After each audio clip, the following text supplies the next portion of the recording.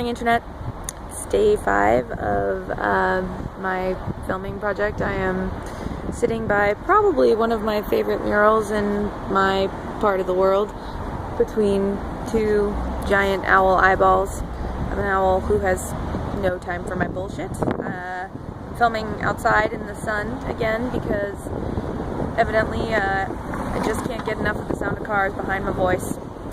And today, since I'm sort of running out of things to talk about, unless I decide to go with Quetzal's suggestion that I talk about the secret life of frogs, or Tolanda's suggestion that I talk about my hair, which I honestly have no idea what I would even say. It grows from my head, and I haven't shaved it off recently. But I mean, other than that, I guess the thing that I want to talk to you about today is what it's like to have your family suddenly start to care about your art. What it's like for me to have my family suddenly start to care about my art is maybe the right way to say that.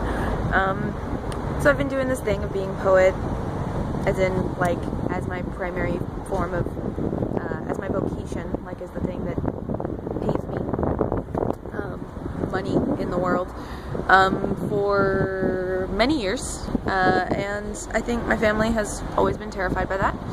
I feel like I have spent many a family gathering with the like, oh, our Tatiana, she's so artistic, I think is the way it gets said.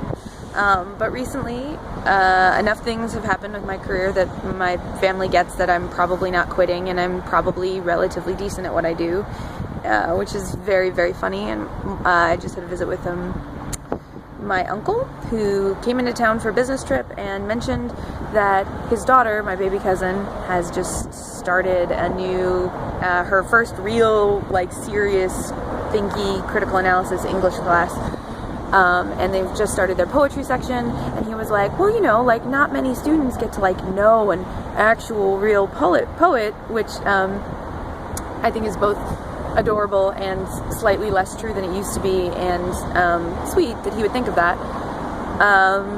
But he was like, since like not many students get to know an actual poet, like, why don't you send her some age-appropriate work? And I think what's funny about this is both I don't know how to be age-appropriate. This has been a constant problem in my life.